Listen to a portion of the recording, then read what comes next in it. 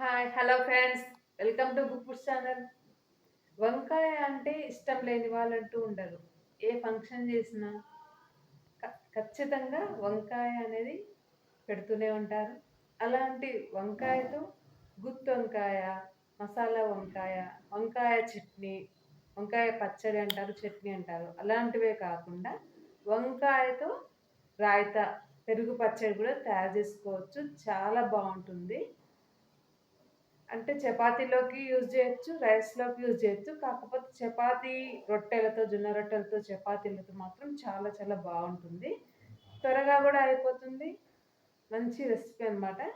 ఎలా తయారు చేయాలో చూద్దాం ఈరోజు మనం. ముందుగా కావాల్సిన వస్తువులన్నీ రెడీగా ఉంచుకున్నాను. ఉల్లిపాయలు, పచ్చిమిర్చి, కొత్తిమీర, తర్వాత వంకాయలు సన్నగా కట్ చేసి పెట్టుకోవాలి. తర్వాత మెంతులు, జీలకర్ర పొడి ఇది కూడా ఉంచుకోవాలి. బాండీలో కాస్త ఆయిల్ వేసుకోవాలి. ఒక 5, 6 స్పూన్స్ వేసుకోవాలి. మన వంకాయల క్వాంటిటీని బట్టి వేసుకోవాలి. తర్వాత దీంట్లో పచ్చిమిర్చి వేసేసి మూత పెట్టేసి మగ్గించుకోవాలి. మనం రోటి పచ్చళ్ళకి మగ్గించుకున్నట్టుగా మగ్గించుకున్న తర్వాత కాస్త మగ్గిన తర్వాత దీంట్లో కట్ చేసుకున్నటువంటి ఈ వంకాయ ముక్కల్ని వేసేసుకోవాలి. వంకాయలు సన్నగా కట్ చేసుకుంటే మంచిది. లేదంటే మళ్ళీ కొద్దిగా కష్టమవుతుంది. అంటే ఉడకడానికి టైం ఎక్కువ పడుతుంది. మనం మళ్ళీ దీన్ని మ్యాష్ చేసుకోవాలి. మరీ మెత్తగా కాకుండా కొద్దిగా మ్యాష్ చేసుకోవాలి కాబట్టి కాస్త సన్నగా కట్ చేసుకుంటే మంచిది. దీనిలోనే కాస్త పసుపు, రుచికి సరిపడా ఉప్పు వేసేసి ఒకసారి కలిపేసేసుకుందాము మొత్తం కలిసే విధంగా. ఇంకా ఎలాంటి వాటర్ అనేది వేసుకోకూడదు. వాటర్ వేసుకోకుండానే దీన్ని ఉడికించుకోవాలన్నమాట. ఈ విధంగా కలిపేసుకోవాలి. మనం ఉప్పు వేయడం వల్ల కాస్త వాటర్ అనేది వదులుతుంది కదా. ఇప్పుడు మూత పెట్టేసి సిమ్లో పెట్టుకొని మళ్ళీ మగ్గించుకుందాము. చూడండి కాస్త కలర్ మారినాయి వంకాయలు అనేవి. ఒకసారి చెక్ చేసుకోవాలి మగ్గినాయా లేదా అనేసి. హాఫ్ మగ్గిన తర్వాత ఈ విధంగా కొత్తిమీర కూడా వేసేయాలి. ఇప్పుడే కొత్తిమీర మామూలుగా చివర్లో వేస్తాము దేనికైనా, కానీ ఈ పెరుగు పచ్చడికి మాత్రము ఇప్పుడు వేసి కాసేపు మూత పెట్టి మగ్గించుకుంటేనే తర్వాత మంచి స్మెల్ అనేది వస్తుంది, టేస్ట్ కూడా వస్తుంది. చూడండి మనం కర్రీస్లో కానీ రాయితాలో కానీ చివర్లో వేసేసి కలిపేస్తాం. అలా కాకుండా దీంట్లో మాత్రము ఇలా హాఫ్ ఉడికిన తర్వాతనే వేసేసి మూత పెట్టేసి ఒక 2 మినిట్స్ అలాగే ఉంచుకోవాలి. ఇప్పుడు చూడండి మూత తీసేసి చూద్దాం. మంచిగా ఉడికిపోయినాయి అన్నీ కూడా. ఈ విధంగా పచ్చిమిర్చి, తర్వాత వంకాయలు, కొత్తిమీర అంతా మంచిగా ఉడికిన తర్వాత గ్యాస్ ఆఫ్ చేసేసుకోవాలి. ఆఫ్ చేసేసి ఈ బాండ్లీని కింద పెట్టేసుకుందాము మనము. త్వరగా చల్లారిపోతుంది. చల్లారిన తర్వాత చూడండి ఇప్పుడు దీనిలో ఏమేమి వేసుకోవాలో చెప్తాను. ముందుగా మనం పచ్చిమిర్చి మగ్గించుకున్నాం కదా, వాటిని ఒకసారి చేత్తో ఈ విధంగా నలుపుకోవాలి. కారం అనేది తగులుతుందనమాట అప్పుడే. చూడండి ఈ విధంగా నలిపేసుకోవాలి మొత్తము. తర్వాత ఈ వంకాయ ముక్కలు అలాగే ఉంటే బాగుండదు రాయితాకి.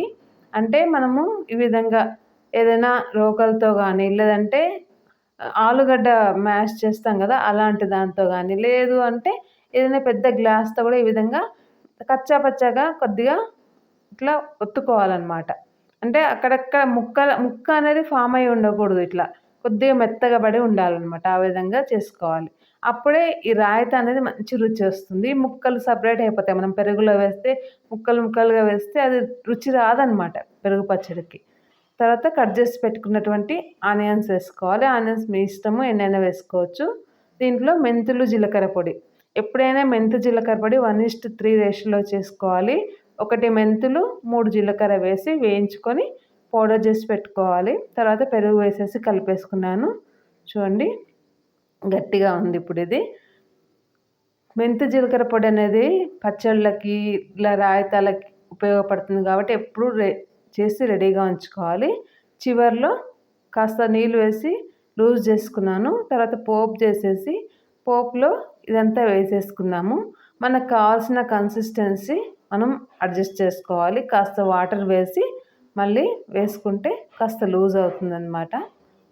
ఇది బెంగుళూరు వంకాయలతో కూడా చేయొచ్చు. యాక్చువల్గా బెంగుళూరు వంకాయలతోనే చేస్తారు. దాంట్లో సీడ్స్ కూడా తక్కువ ఉంటాయి కదా, అంటే అవి కాల్చి చేస్తారనమాట. చూడండి ఈ విధంగా కలిపేసేసుకోవాలి.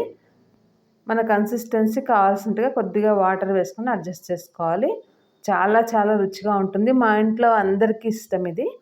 చూడండి, చపాతీతో సర్వ్ చేసుకుంటున్నాను.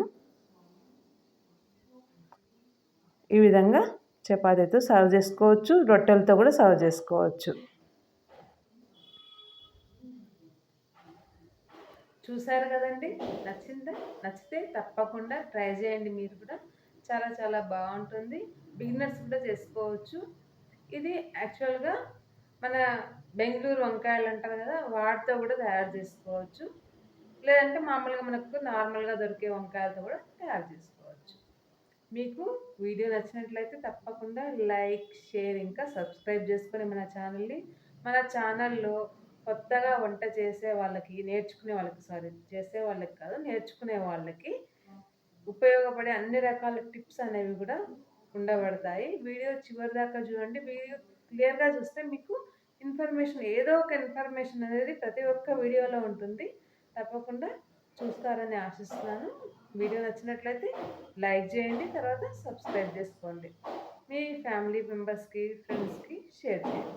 Thank you for watching.